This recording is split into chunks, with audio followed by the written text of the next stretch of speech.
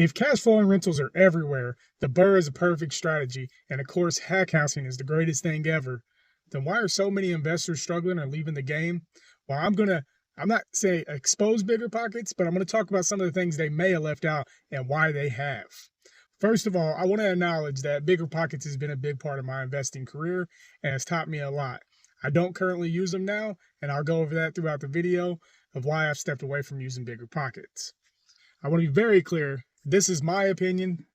This is just strictly based on how I feel about things. First, I want to talk about the BRRRR. I do think the BRRRR is a fabulous strategy, but I do think that the BRRRR strategy, which is buy, rehab, rent, refinance, and repeat, like I said, great strategy, but it leaves a lot of details out. Yes, you can do it once. Yes, you can do it twice. You can do it many times. But with the amount of credit pools and refinances and other variations that can go through a rehab, this can be a little harder to obtain than explained. I didn't watch all 400 episodes of BiggerPockets, so maybe they did go over some of this. But in this short video, I just want to make it very clear that the BRRRR is great when it works, but it is absolutely horrible when it doesn't work. So I first want to say most of my knowledge is Josh Dorkin and Brandon Turner. So if you hear me talking about much of anything with BiggerPockets, it's off of what they taught. So they taught the stack method, the BRRRR method. Then the next one is house hacking. So house hacking actually is one of the things I'm not going to talk too bad about because I do think it's a pretty good strategy. One of the big things I do think that could hurt you is if you're not ready to be a landlord. You could be jumping into a landlord on very little entry, just thinking, oh, I got this extra unit. As house hacking is when you live in one side, they rent out the other units. You got to be very intentional about this, and you want to be a landlord. I wouldn't necessarily, you don't have to tell the person that's living next door that you are the landlord, but you are going to have to fix the problems as that's part of what a landlord does.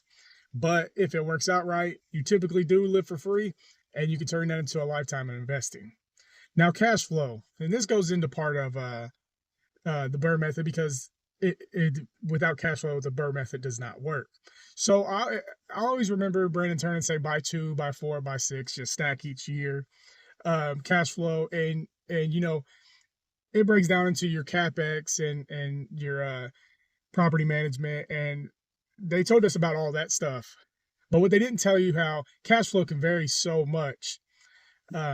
You can go from cash flow in 200 one year to 400 the next year, and then rents can go down. You might not have picked the right market, which that's on you to find that right market, but rents can go down. Taxes are definitely going to go up because when the taxes you're paying on a BRRRR when you buy it compared to when you refinance it or get a tax assessment could sometimes double and even triple in some places, and maybe even more. I don't know. Taxes continue to skyrocket, so that's going to eat into your cash flow. I just don't feel like they emphasize that enough.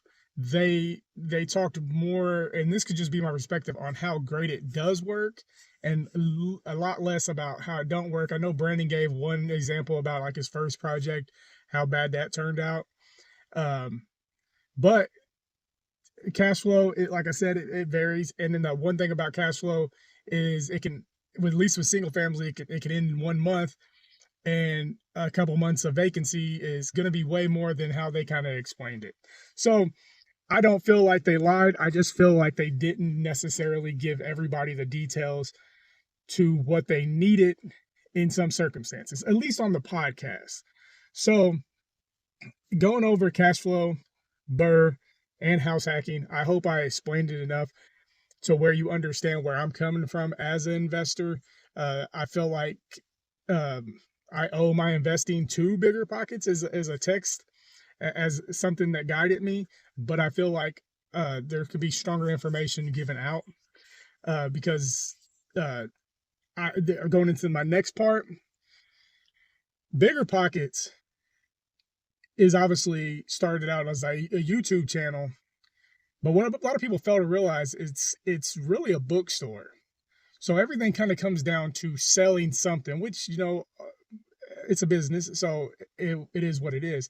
But I just feel like in the last couple of years, it just focuses on book, book, book, book, book. And I felt like the beginning books were really, really good. And then some of the books now just kind of come down to like, here's our reputation. You need this book. Like the book on real estate investing by Brendan Turner. There's a house hacking book. There's a BRRRR book. There's a flipping book. There's a property management book. And then we're the first set of books.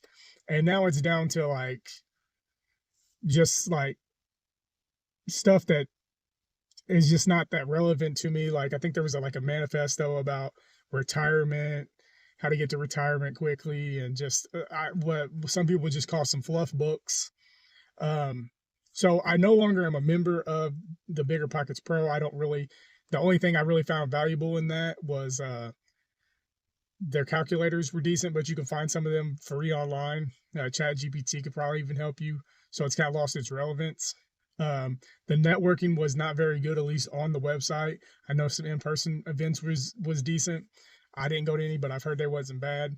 So I'm not here to put anything down. I'm just kind of saying how I feel, reflecting as 4 years as an investor and starting out with the information I got from BiggerPockets. So I just want to pass this on to anybody that is going to consider using them in the future.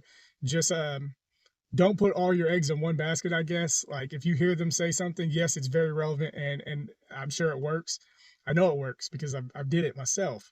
But look for other education as well, other perspectives.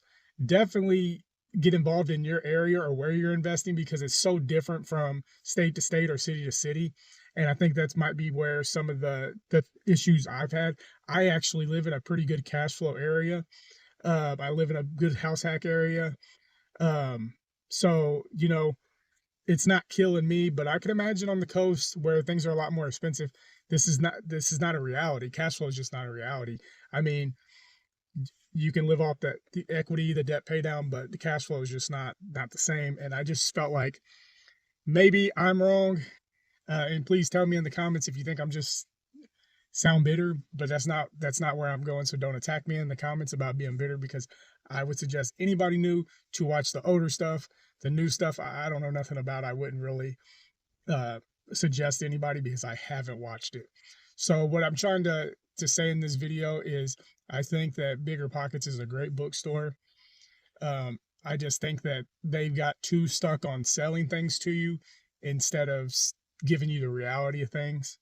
So if you, like I said, if you got any feedback on that, leave it in the comments. And if you want to see some of the investing I do, go ahead and check out the channel above and subscribe to the channel.